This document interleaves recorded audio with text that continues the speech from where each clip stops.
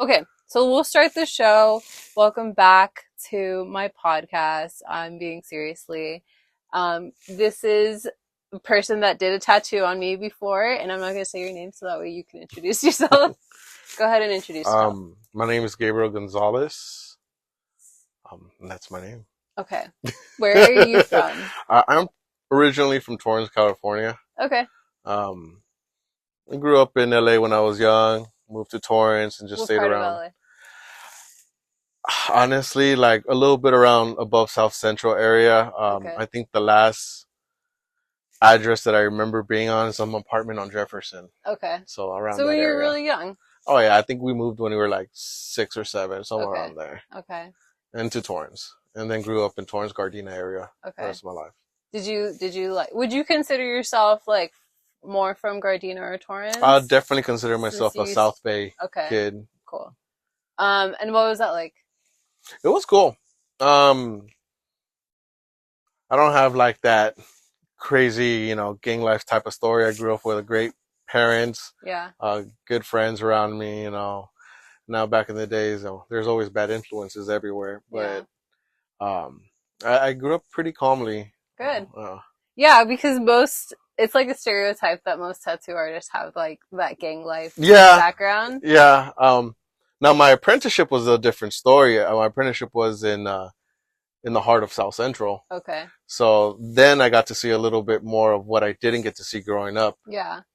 like as a child, I guess you could say. Did you know what you wanted to be when you were a kid? Definitely, Like, yeah, okay. definitely. Artistry has ran in my family, my dad's side of the family, for as long as I could remember. My dad's a great artist. Yeah. Loves to paint on his free time. Hides from my mom in the garage painting. My uncle, which is his half brother, amazing artist too. I remember growing up, seeing him draw, and it was cool because growing up he was more of my brother than an uncle Mhm. because he was closer to my age than he Okay. was to my dad. Yeah. And he's the one that kind of got me into the tattooing. Cool. Since he was older, I remember him picking me up in the 4th grade, and he was in the army, so he got a tattoo band around with his unit. And so when he picked me up that summer from summer school, that was like my first time seeing a tattoo, Mhm. and I was like, Your "What's parents that?" don't have tattoos or anything? My mom completely no. My dad has uh, 2 hearts and an arrow, and his initials, and an old ex girlfriend's initials that he said he had. Oh He did when he shit. was 15. Okay. But I grew up thinking it was a birthmark because it's so blurry, it's so Oh. gone Okay. and it was kind of like greenish bluish that Mhm. like I think it was maybe veins or something, Yeah. and he never told me it was a tattoo. That's so funny. So later on, I found out that it was a tattoo. I was like, "Oh, okay, you have one, right?" And then That's my grandma funny. told me, "Oh, he did it with his brother when they were 15." Like the stick and poke Yeah, the thing? stick and poke. Okay. So I was like, "Okay, okay." So what were you saying about your uncle, Oh, also cousin? so my uncle picked me up from school, saw the first tattoo, and I remember specifically learning that about jobs that Uh-huh. year in summer school, How old were and you? 4th grade to 5th. Okay. So you're probably So, like oh, 10. 10. And I was like, "Is that a job?" And I was already drawing like Dragon Ball Z, Sonic the Yeah. Hedgehog stuff. And he's like, "Yeah, I guess you can call it a job." That was it. Really? Yeah. From that day, I was all like, "That's my That's what I job. want to That's be. what I want to be." That's so cool. And then it was cool because he ended up moving to the apartment next to me around that time. Hmm. And he would always get, the old school tattoo flash magazines and all that cool stuff. He was a great artist. And heavy metal magazines. So I would go through the magazines, and like grab my little pencil and paper. And back when WWE was WWF, and yeah, WWF, I remember. and we would watch wrestling, and I would be drawing and copying the tattoos that I would see on his magazines. Yeah. Um, and then from there, I would see the ads like, your little tattoo kit from Cam Tattoo Supplies, and Superior Tattoo Supplies, and all those places that had cool little catalogs back in the days. Yeah. And I saved up the little amount Hmm. during like my middle school years, little pennies that they would give me. Yeah. And I convinced him through his girlfriend I had the money, it was my money, but to buy me and order me the kit. Because you couldn't yet. Because I You were couldn't. too I young. was, I was a freshman, going Okay. into freshman. Okay. So, he took a little bit of convincing. He was scared of my Your parents finding parents. out. Yeah. I was like, of course I'm not going to snitch. Who's going to snitch? But he was dating this girl at the time, and he was really into her, so I was smart. I was like, let me talk to his girlfriend. First? That's so First, and funny. I told her name was Jessica. I was like, hey, can you convince my uncle to order this for me? It's like, I don't want to be out in the streets doing things. I want to be locked up in my room with my friends. Yeah. You make a point there. You know That's what I mean? really, yeah, it's a good Trust me, sell. it's street smarts I've always had. Yeah. And she's like, yeah, you got a good point there. So she talked to him, and he ordered it. And he actually had it shipped to my friend's address because he was too scared to get it shipped, to his. Mm-hmm. And my friend's like, just put my address on it. So we did it. And yeah, summer of freshman year, Yeah.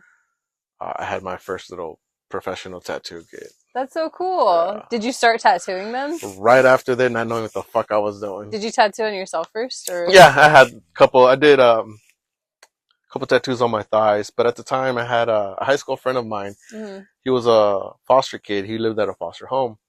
The foster parents were chill foster parents. Yeah. They really didn't Not strict. But before I got that kid, there was an older kid named Rob there. He had a homemade tattoo machine kit. Mm. So he gave it to Anthony, which was my friend at the time. And me and Anthony did a couple of tattoos on each other with the homemade stuff, guitar string and all that stuff. There used to be a guitar center near the house. And so what do you do with the guitar string? I've never heard of that. Oh yeah, it's old school. You could, a lot of Chicanos in the pin do stuff like that. They would get the guitar string, cut it, make the homemade tattoo machine using a CD player, whole bunch of little components, a battery, or they'll do the wiring to the outlet, which is the most dangerous one. Yeah. Just do the battery, you know what I mean? Shit. But yeah, and then you just file it down to make a point, put it through the lead pencil or pen or whatever they chose as the ink. The mechanical part of the hold. Oh, okay. And then it just turn into a needle. Oh, that's crazy. Yeah. Back in the days, we were looking at like old school how to make it, you know what I mean, before the kit. But so Rob started us with that. Then I ordered the kit, and then me and Anthony just locked ourselves up in his room and started tattooing each other. So were you guys tattooing people from like your high school? At the time, not yet, just mostly each other. Okay. One of my favorite stories is like when I first got the tattoo kit, it came with needles, and I had no knowledge of tattooing other than reading magazines or like the internet. Yeah. But the internet was like, it was still early, and there wasn't too many tattoo videos of how to stuff yet. And and when I started, there was still no TV shows. There was no Miami Ink. No, that was 4 years after that stuff came out. So it was still taboo. Yeah. You know what I mean? For the gangsters, goths, like the weird people, anybody that just wanted to be different. Yeah. So unless you actually went to a tattoo shop to ask, like I didn't know anything. Yeah. So according to me, because of what I saw on magazines, I did a tattoo on him that had 4 different colors. And I remember opening up one needle for each color, and doing the tattoo, not knowing that you can use the same needle. You just have to rinse it in between colors and continue. I was going to ask you about that, like in terms of like, because I know like the hygiene part and like cleaning and stuff is like super important. Like, yes. So since you didn't have like YouTube or things like that, like how did you know how to do that? I mean, it was basic knowledge that you put gloves on. We would always see everybody gloves, and we knew that we were working with blood. Yeah. Again, it was common to know that we weren't going to use the same needle on each other. Yeah. And everything that we had bought in at the time came individually wrapped. The only thing that I didn't have were the tubes that back then were stainless steel. Now there's disposable one-time uses that are plastic that are like easier for the health department to work with and all that stuff because it's, one-time use, But like I said, I just did the old school stuff that I thought was right. So we would, clean the tubes, boil them and all that stuff, and then just assume that they were That's clean. so funny. But we weren't really tattooing people. It was Yeah, it just was me and just you. Anthony. You know what I Okay. mean? That's so cool. Yeah. And so did your friend become a tattoo artist? No. He was also a musician. He liked to play rock. I think that was more of his passion. Okay. That's cool that you had a friend to do that with, Yeah. though. So we started that off, and then eventually, from what I remember, his sister got custody of him, Mm-hmm. and then he took off and all that stuff. And then Mm. Rob, the older kid that gave us the first kit, he turned 18, and then he left. Mm. After Rob left, another new kid came by named Emmanuel. Me and him became really, really good friends for a long period of time. Mm-hmm. And well, it was me and Anthony kicking it. Emmanuel was trying to join the group, right? And then he goes, "Oh, my stepdad's a tattoo artist." And we're like, "Shut! No, you're not. No, you're not. You know what I mean? No, he isn't. Stop lying. Stop trying to be cool." We're like a year or two older than him, so I had my driver's license. So I was like, "Oh yeah, you're for us. Let's go. Let's get in the car. Let's go visit him." Okay. And then yeah, his stepdad was a tattoo artist. His name it was Boris Garcia, also known as Bear.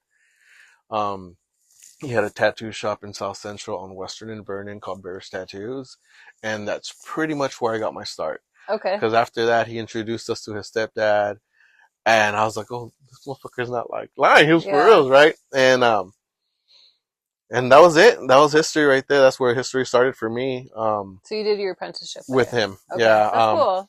At 16, I met him, and took me a first couple tries of So you going to started visit. your apprenticeship at 16? Roughly, Okay. yeah. And I finished it like around 19-ish. Okay. Yeah. You said it was a long apprenticeship. Yeah, 3 years because I was young. Okay. So when I first started, obviously they knew that I was a kid still. So I just did whatever they wanted me to do. I was cleaning their tubes. I was making needles for them. I was setting up for them. I was doing anything and everything but tattooing. Yeah. Which is honestly the best way to start learning the trade, Like because good habits stuff. of cleaning and all that stuff. That's where I learned how to clean. Mm-hmm. That's where I learned what an ultrasonic cleaner was, what an autoclave stuff, which a lot of that stuff is very similar to the dentistry industry. It's the same stuff that they clean their utensils with. Yeah, that makes sense. But like sterilizing. Yeah, so during school or after school, we would jump in the car, head to the shop. And so during this time, your parents knew about it already? No. Oh, shit. No. They knew nothing of tattooing. Okay. That I was tattooing. So they didn't know where you're going after school? No, I had a car. Okay. You were out. I wasn't like a bad kid. I did got in trouble here and there, but like they trusted me just to have my car, and as long as I got home before dark or call them, or just call me, you know what I mean? Cool. Let them know. Yeah, I'm at Anthony's house, or I'm at so-and-so's house. But I was at the tattoo shop. Yeah. Yeah. Okay. So would you say that I hear a lot of people have like hard apprenticeships, not nowadays, but like in the past. Yeah, mine was pretty hard. I was 16 through 19. Yeah. Because he treated me the same the whole time. Okay. They used to call me youngster because I was the youngest in the in the shop. I'm 16 through 19, and they were all 35 plus. Mm-hmm. So they were nice to me, but they weren't nice to me. I remember a story. Mike, one of the guys that taught me, he made me go clean tubes, old school style. You know what I mean? When the sink, cleaning every tube. I was doing everybody's tubes. And he came in one day, grabbed the tube, grabbed a Q-tip, screwed the tube hard as hell, pulled it out, and it came out gray. He goes, "This one's dirty." I was all like, okay, I was going to clean. In my head, young. Oh, I'm going to just clean that one. He goes, "No, clean all of them, because if this one's dirty, they're all dirty." What? So I was just like, fuck, I had just done like 60 tubes. Yeah. I was like, oh, okay. So there I go, grabbing all of them, popping them out of all the pre-packaging stuff that you put into the autoclave, popped them all out and did them all over again. Yeah. And I was just like, damn, it took me a whole hour and plus to do all this, and there goes another. They didn't care. They wanted it their way. So I was just like, okay, who am I to say anything? That's so funny. I wanted to be there with them. Yeah. Do you have any other memories? Did they tattoo you at all? Yeah. Not this one. Mike tattooed this one on me. I remember that one. Bear actually did my first real tattoo, Mm-hmm. which was my last name across my stomach. Okay. I got that when I was 16-ish. Yeah. Okay. He didn't want to do it, but we convinced him. He was like, just don't tell her. I was like, no, I actually had it for almost 2 years until about, yeah, 15, 16-ish. I had it for almost 2 years and when my parents found out. Yeah. And they only found out because the stupidest thing ever. I got in a fight at school. I got suspended. I was at home. I took a shower. I would usually change in the bathroom so they wouldn't see me. Mm-hmm. But since I was at home and they were at work, I was like, all right, well, I'll just put the towel around my waist. I was walking to my room, Mm-hmm. not knowing that my mom had late work. And then she hit the corner of the hallway, and I was like, Oh oh shit. shit, you know what I mean? And she's like, we're Hispanic, I'm Guatemalan. And she's like, ¿Qué putas es eso? You know what I mean? And I was just like, in my head, I was like, wait, I'm just, no, pendejo eso. I was like, oh, oh shit. Oh shit. Yeah, and, yeah, she went off on me. I mean, Oh when the damn. fuck did you do that? Like, and I was like, I've had this for almost 2 years. Oh my god. You That never makes it said, yeah, you worse. never said anything. So just go back to not saying it. She goes, of course, pendejo, I didn't know. Oh my god. That's how it started. So That's how I did started. she tell your dad or anything? Oh yeah, I got Okay. the talk, and por qué te pusiste eso? Why did you put that on? And Mm-hmm. um, they didn't know I was tattooing. I just told them that I wanted it. It's my last name, and my dad thinks my dad's a funny guy, so he busted what the, what, you forget your last name or something? Like, no, dude. That's a dad joke. Yeah, it's the thing to do. It was the thing Yeah. to do. People would get it on their backs all the time, put it on their sides. So I wanted it mine on my stomach. So Damn. yeah, and after that, I was just like, well, if you have tattoos, I'm gonna keep on getting them. They They already already know. know. So that was Damn. cool. That's crazy. So what else do you remember from your apprenticeships? I think those are so fascinating to Um, hear. Apprenticeships. I mean, everybody's different. One of my favorite things about my apprenticeship is they took the fear of speaking to people away from Okay. me. I feel like I was shy growing up. I Mm-hmm. was, quiet kid. I've always liked to talk and make friends, but like I only felt comfortable in my circle. Yeah. Now I feel comfortable in any circle. Yeah. Like I said earlier to you, I feel if you put me in a room with 100 people, I'll talk to everybody. Yeah. Put me in front of a camera, I'm a little shy Yeah. sometimes. But I remember our where we were at it, the tattoo shop was upstairs. It was a 2-story building and it had a balcony, Mm. and it was a corner street, so we could see everything, right? And there's a bus stop. And I remember these assholes would tell me, go talk to that girl. Go give her the business card. Go get her to come in and get a tattoo or piercing. Oh my god. And I'm just like, really? I want to go talk to her. So they would make me go talk. They were like, all right, well, if you don't go do it, don't show up tomorrow. Oh damn. All right. So I'd go over there, hi, how you doing? I'm Gabriel, I work up there, and then they're, woo! Oh my god. Go, Gabriel! I mean, then they didn't really help the situation. I'm all Yeah. blushing. Made it I'm not even worse. trying to get her number. I'm just trying to convince her to To go up go. there, but they're making it seem that I'm trying to, so You're she's like over into here. her. Yeah, I'm just like, oh my god, like they made me do it so much. By the time I was done with that, they I'll go, hey, what's up? Here, we're blah blah blah blah. Here's a shop. We would love to come and Yeah. get you to get a tattoo and everyone, whatever I had to say to convince the person. And now I'll go up to anybody and I feel okay talking. Yeah. I mean, they took that fear of speaking, and I feel like that wasn't. It was part of an apprenticeship, but it wasn't like necessarily totally relating to tattooing. But it was something that they did to me that helped me, because when people walk into the shop, it's easy to talk to them now. I think it does help you though, because right, like it's like customer service. Like Yeah. it goes like it's going to be useful in like any situation that you're in, Yeah. but especially your business. And then the thing with tattooing nowadays is just like they're for everybody. Yeah. There's like, it's not that small category anymore. You know what I mean? Like, Yeah, I wanted to ask you about that because like um you're like you're 30 36. 36. Okay. So I'm 32. So we're kind of like same age group. But like growing up, like when I was in high school and stuff, like yeah, it was still like taboo. Not too many people were getting tattoos. And then towards the end of like my high school when I was about to be like 18, that's when like it started to get more popular. And that was around like 2010, So 2009. I still caught what I feel like maybe 3 or 4 years of before the before the tattoo boom. Yeah. Before the TV shows, before it became mainstream, before it became more acceptable. And I got into it because I love the honor of having your work on somebody, Hmm. but I like the taboo-ness from it. You know what I mean? Yeah. That not everybody had them. They were Yeah. unique and they each told a story.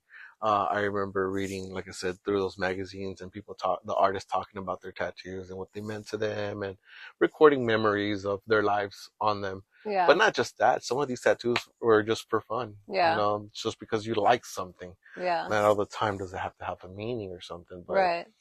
um, but yeah, I feel like I still caught like a little ending of that taboo era, and then the shows came out, and the So shows were. you would say the shows like kind of started that? I think they Yeah. really made it more popular, because people started watching them, and the shows kind of showed the other side of tattooing, the personal side of tattooing, Hmm. where people were coming in to get a portrait of their grandparent because they were in the Navy, Army, or somebody to remember them. And the shows showed the stories of people, which made it more Relatable. relatable to other into the society, Yeah. which in my opinion was great for the business because more people started getting Yeah. tattoos. But in, I feel that it also watered down the business For sure. because now you have a lot of people that were trying to get into it because of what they were watching. Hmm. Um, I also remember growing up and them telling, that there's no like tattoo schools really. First of all, I mean, there is now, which a lot of people in the main industry will kind of be frowned upon. We still consider it like a blacksmith trade. Hmm. You learn as being an apprentice, and I Right. feel like that's the best way to really get yourself the real knowledge of tattooing because I grew up not being a job, not being don't want to say not being a passion because it is a passion, but more being a lifestyle, Hmm. a tattooing lifestyle because we have awkward hours, we have awkward things, clients, and it was just like I was told just either you give into it and let it be your all, Hmm. or just don't do it at all. Yeah. There's no halfway. And this is not a hobby. This is a lifestyle, Yeah. and we're lucky to call it a job Yeah. too. So That's an interesting perspective. Because yeah, I think you could say that about a lot of things with just like nowadays everything's advancing and stuff and like there's a lot of creative industries that are being diluted for sure. Including like making music. Like now anybody thinks that they can make music and like you essentially can because like the equipment's already built for you. But yeah, before like being a DJ like was a little more intentional, you know? yeah. Or like, that's just an example of like how I'm hearing you say like No, no, yeah. tattooing and stuff. And I think it's great. The advancements of tattooing have shot us very forward, with machines and um, things that they use now. For example, one of my favorite things that we use now in the industry, which we didn't have when I first started, Hmm. is this the second skin term, Yeah. recovery shield stuff that I put on you Hmm. when I worked on.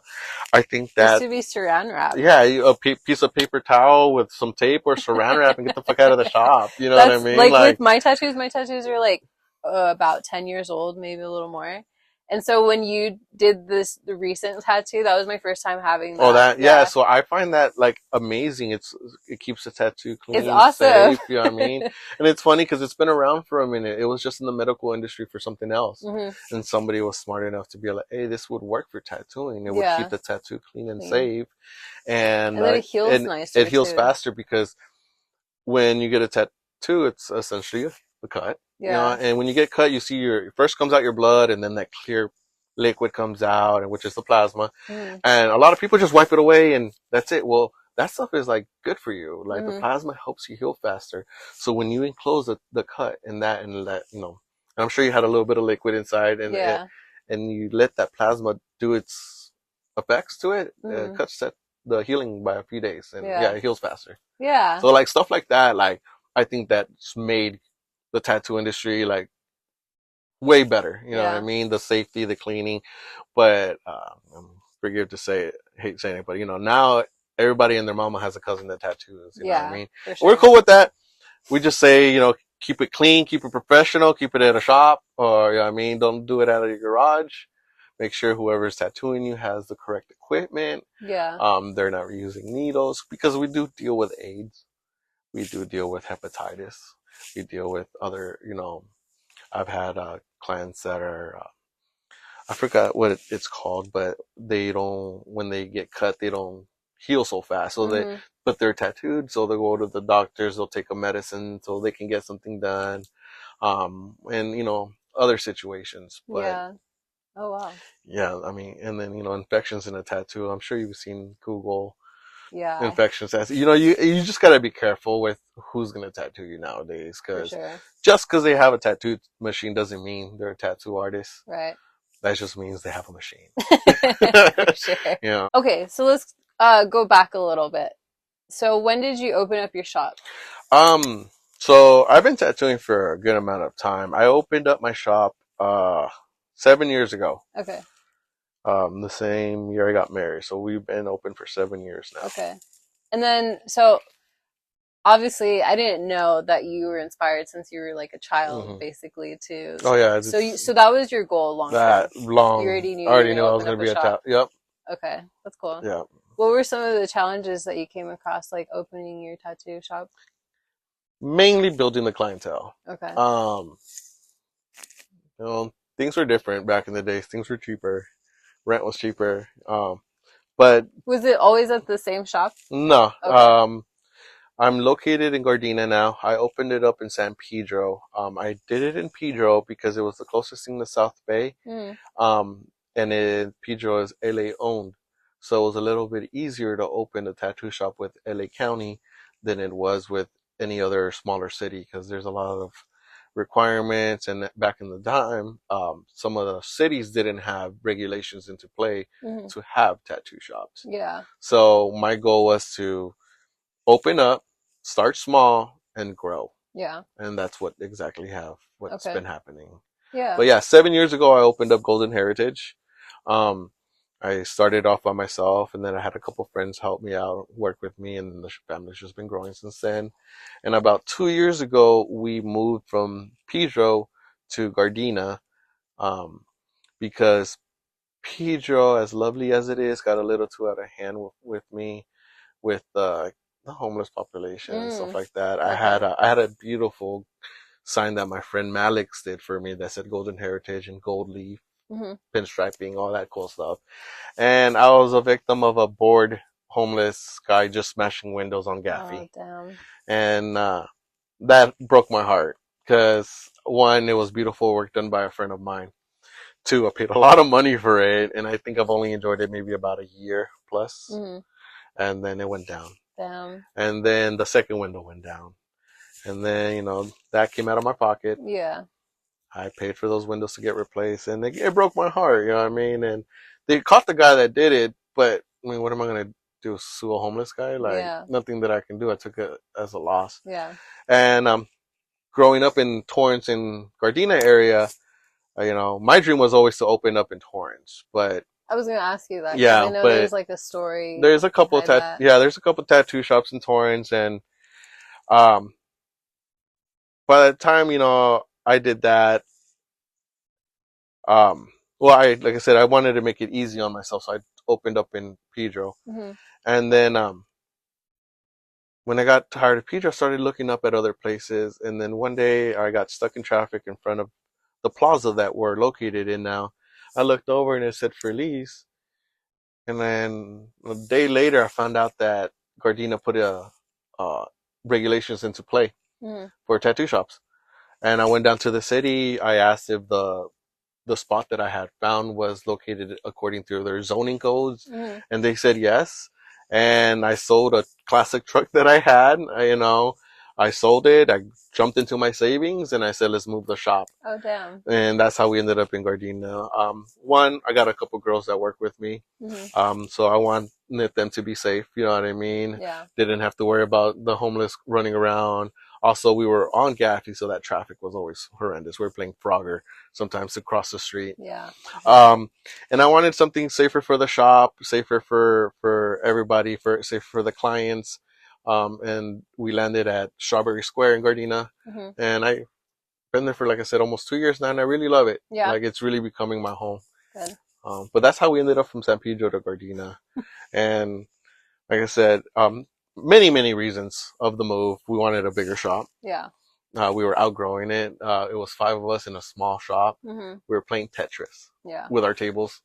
Now we have all the tables out and everybody can walk around fine. Yeah, that's a good setup. Yeah, sure. so I was also gonna ask you because I didn't think of it till now, but like tattooing used to be more, and it still is, but like predominantly more males. And now, yes.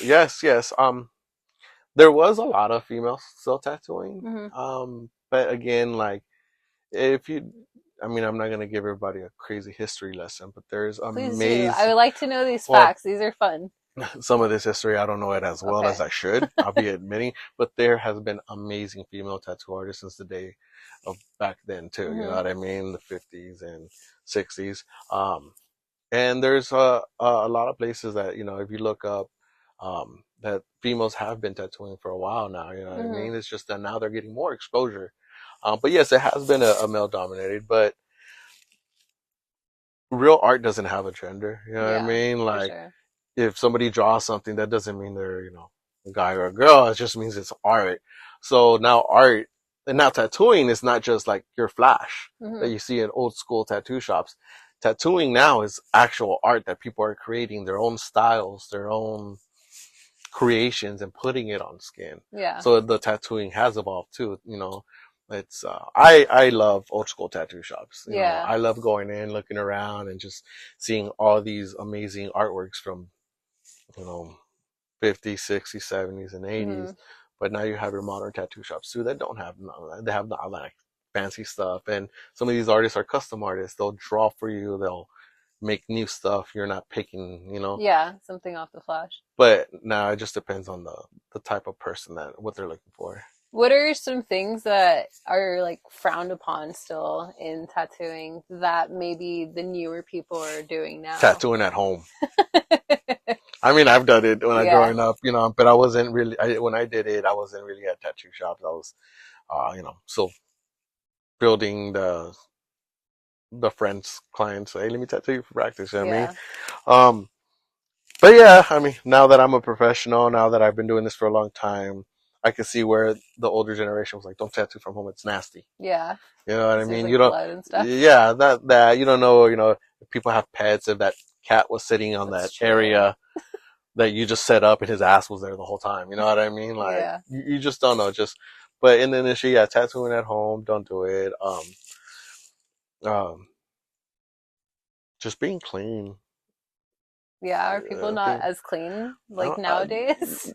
No, a lot of people are clean. I feel like if you're, at a good shop, professional, but, I have an obsession with clean bathrooms. Yeah. You know what I mean? That's important. I judge everybody by their bathrooms. I don't know, it sounds funny, it sounds weird, but if I go to a place, and I feel like if you have a really clean bathroom, that means you're really clean. Yeah. Because that's the last thing that people wants to do is clean a bathroom. Exactly. You know? So if you have a really clean bathroom, I feel like the shop is clean. Mm-hmm. So I've gone into, not necessarily just tattoo shops, like restaurants too, but I've gone into places where I look at the bathroom, I'm like, oh my God, this is like, if they don't clean their bathroom, why would they clean anything else? You know what I mean?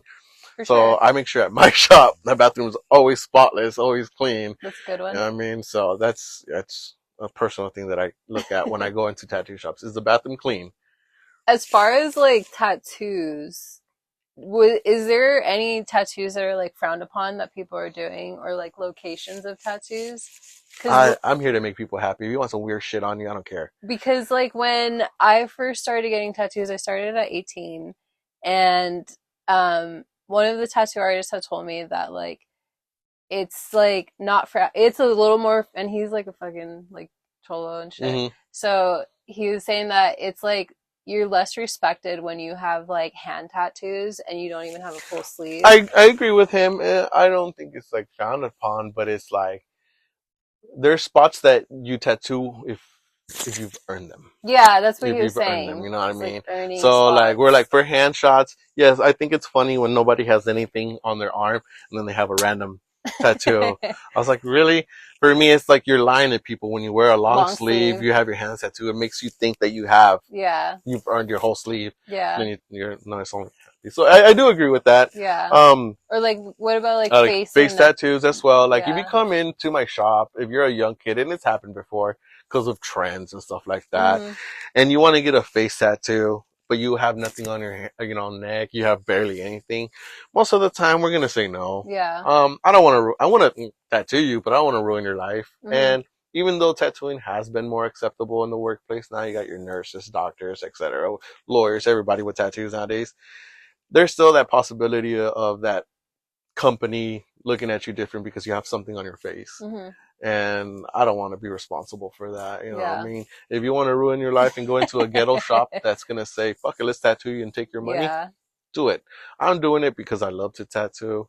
And if you're going to get a cool tattoo on your face, well, make sure you could back up with the trade or the work that you're in. Like, I'm a tattoo artist myself, so Yeah. I could get my face tattooed, which I'm not because Makes sense. I got a couple, but promised my wife that I wasn't going to do my face. So I know. I told my boyfriend, I was like, just be, I don't know if you should do your hand tattoos yet, because he still works in like kind of more well, he works in IT, so he's doing like technical stuff, yeah, working with like white collar people and stuff. you want to be presentable, you know what I mean? Which Yeah.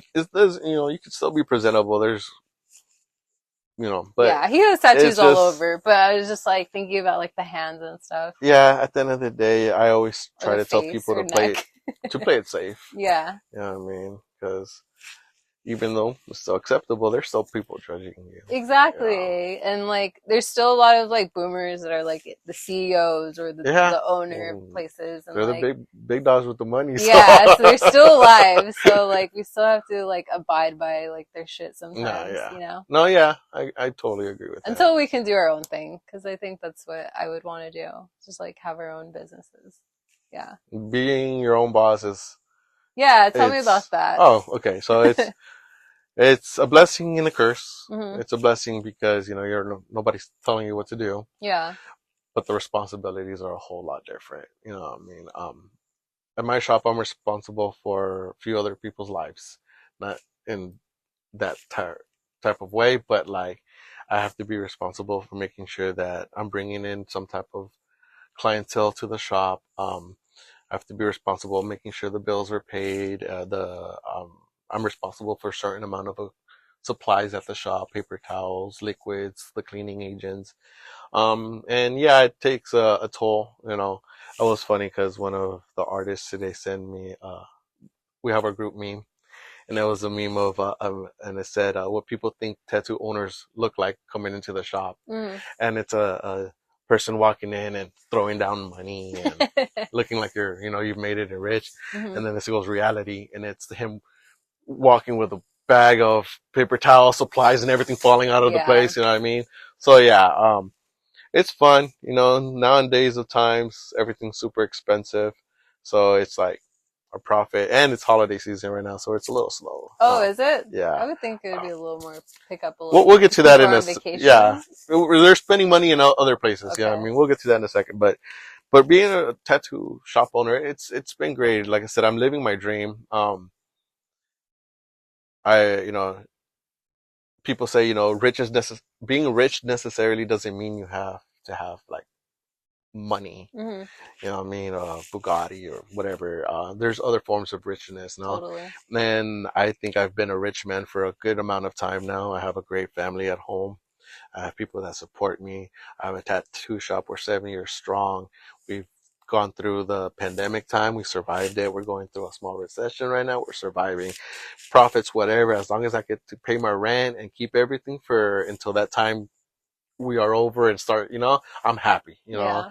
Um, like I said, I'm rich. Like I have a great team. Everybody supports each other.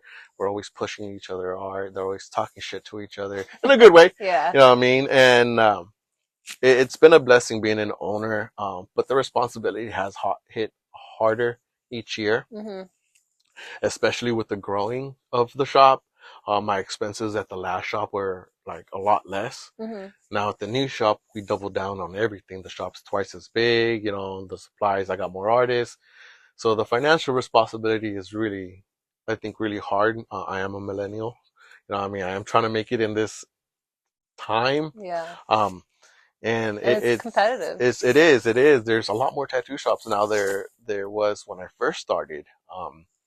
But like I told my team, like nobody's your competition but yourself, Mm-hmm. because you can't really compare too much art with anybody else's art because everybody's individually different. Mm-hmm. So as long as you're positive, you work your ass hard, and be social. This is such a social game. You have to be able to talk to people. I used to go to bars all the time. I'm not much of a drinker, Yeah. but I would go to bars just to meet people and hand out my card. Give out my card 10 times. Maybe one person shows up. I'm happy with that. Yeah, for You know, you sure. do that plenty of times, you'll get more people showing up. So being social is a big, big part of this game. Mm-hmm. I mean, if you're antisocial and you're making it, you have a system, good for you. You know what I Yeah. mean? But I was always taught, you know, um, and I told my artists, when you're in a street shop, you don't wait for that door to open to get a walk-in. You Mm-hmm. go find yourself your your walk-ins. You find yourself your clientele. Anything that comes through that door, I feel is a blessing. Yeah. You take that as a blessing. Mm-hmm. So your job is to go get it, not to wait for that door to open. Yeah. So if you wait for that door to open, you're going to take forever to build a clientele. I was gonna ask you a little bit on like advice for maybe like marketing or tips on like what you've I'm picked old up on. school, so my marketing is talking to people, going to bars, giving out my cards. So you still do that? I still do that. I Okay. think old school would always keep on going, you know what I mean? I am trying to keep up with this whole social media trend, the posting, the videos. It's exhausting, huh? It is. Again, I'm not really always happy to be in front of the camera. Mm-hmm. Many reasons. I feel that. But it's like, I don't even like doing this, to be honest. I like the recording part. I don't like the video part, but it's kind of weird that like there are some people that do like the video part. yeah, like I don't have a TikTok. Okay. People are like, we should get on TikTok, dude. Is that on you'll get more purpose that you don't have a TikTok? I just don't, I'm not attracted to it. Yeah, You know what I mean? I don't it's think too much. Uh, It's like so I'm not much gonna go on here and do ADHD. this and do your dances. Dance. That's not me. And there's more than that. I'm sure there is. It's just I got a Facebook for family and high school friends, and I barely go on there. Yeah. And then Instagram is my main thing. That's where I built the most clientele off of it. Yeah. It's a free gallery for people. It's a free way to window shop. For sure. You know what I mean? Instagram is huge. It is. For it like is. tattooing. I remember when I first got Instagram, there wasn't that much of tattooing on there as well. You know what I mean? It was just pictures, and my roommate at the time was like, "You should get on Instagram. I've seen some artists from like New York," and I was like, "Oh, I got into Instagram because I wanted to see other artists. Mm-hmm. I wasn't really thinking about marketing myself on there. Mm-hmm. I wanted to study. I like to study other artists by looking at their paintings or their tattoos or their drawings or whatever. Mm-hmm. And I was like, oh, cool. There's other artists that I could study from and see what they're doing." And then little by little, it became a clientele marketing thing. And then I was like, okay, well, I could tell this person, oh, look me up on this, on my page, look at my work. And it became easier to get them to do that because people are lazy now. Yeah. So instead of getting them to come into the tattoo shop, look at your old school portfolio that you would have and go through the pictures. Do you have one of those still? I do. You do? Not at the shop, okay. at home okay. of my old stuff, but now none of us have any of that stuff at the shop. Yeah. Everybody's like, here's Instagram. it's easier for people, Yeah, conveniency has turned into a big thing nowadays. Everything's to your door. Yeah. Food. You pretty sure you call up a tattoo artist and be like, this might be like too extra, but I'm like thinking like, what if you have like an iPad set up and then you have all of your like Instagram accounts? One of my artists, Chubbs, yeah. Mentioned having an iPad and having like portfolios of people. Yeah, we're like, that'd be cool. But I have a hard time trusting society now. For sure, they could just take it. Exactly. Yeah. So it's like, because I remember even back in the days when I first started, people stealing our portfolios at the shop. Oh my god. You know what I mean? Yeah, and then they would take them to other places and pass them as theirs. Oh my And god. you know, and then yeah, I remember people stealing. I think I got at least 2 portfolios stolen. Then I was like, oh great, now I have to go to Walgreens and print out all these fucking pictures again and Yeah. re-put them together. Yeah. You know what I mean? It's a lot of work. So yeah, I mean, if I get one of those bolt down things, I'm pretty sure. But in my head, somebody's gonna come and grab it. I'm not gonna run. I'm not gonna run. Take It it. just fucking take it. You know, you're a piece of shit. Whatever. Like I'm not gonna chase you down, trip and fall. I mean, 20 steps, I'm out of breath. Yeah. I'm not that fit type of runner. So. Any other marketing advice or things that you've learned or picked up on? Obviously, you have a lot that you've learned. Just be true to yourself and your art. You know, and I was always told by my mentors, there's enough people for everybody. Yeah. Just be happy with what you're putting out. You know what I mean? Make sure if you're happy to show it, then people will be happy to see it. Don't get upset if people don't look at your stuff. You can't expect people to be happy. Mm-hmm. You could only expect yourself to be happy. You know what I mean? If it makes you happy, put it out. Yeah. That's it. If people like it, great. If people don't like it, fuck them. Yeah. You know what I mean? Like, you can't make people like your stuff. You could only put what you feel comfortable with and stuff. But love what you do. Draw your best. Put stuff out there that you like. And if people like it, enjoy it. If not, don't beat yourself up for it. You know, there's enough, like I said, there's enough people for everybody. So I was going to ask you about like if you have any advice for people that maybe feel like discouraged by that sometimes when you're not getting, let's say, the likes or the follows that you think you're going to get. I mean, or like I don't even clientele. get the likes and the follows that I would love. You know, I really don't have more advice than just don't pay attention to it. Yeah. This or any whole advice for people that are looking to become a tattoo artist? This whole like things, it sucks because, you know, for the younger generations, they feel like they're dependent. They have to depend on it. I don't. I just put, be like it, cool, right? Yeah. For the younger generation, just know, like I said earlier, like this is a lifestyle. Yeah. This isn't a hobby. Don't take it as a hobby. It hurts if you think this is a hobby. I've given my whole life to this. It's my first love. The first thing I ever felt any type of what some people would say love to. Mm-hmm. It's like, it's my wife. First thing I've ever fell in love with, and you know, and I can't leave it. You know, I love you, Susie. But if Susie told me like, is it me or is it this? I would have hardest. I would have the hardest time. Don't say this. You know what I mean? Picking, because what makes me me is this. Yeah. This is the only thing I've ever known in my life.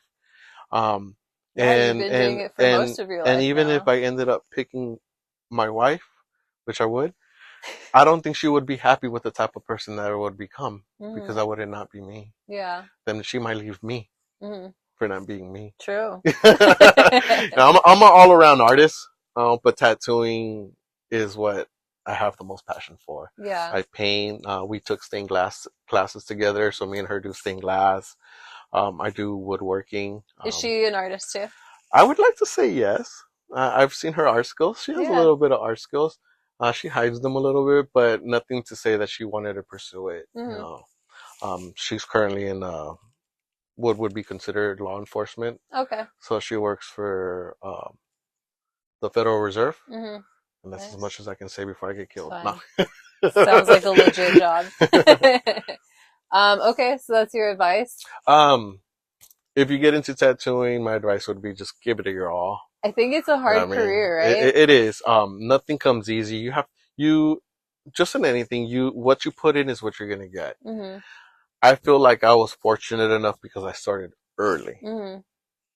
I've on my second apprentice right now, and they both came in their early 20s, and I think like they have a better chance of getting there because both of them have living at home. They didn't have the when you first start off, you're not making nothing. Yeah. Apprenticeship, I made nothing.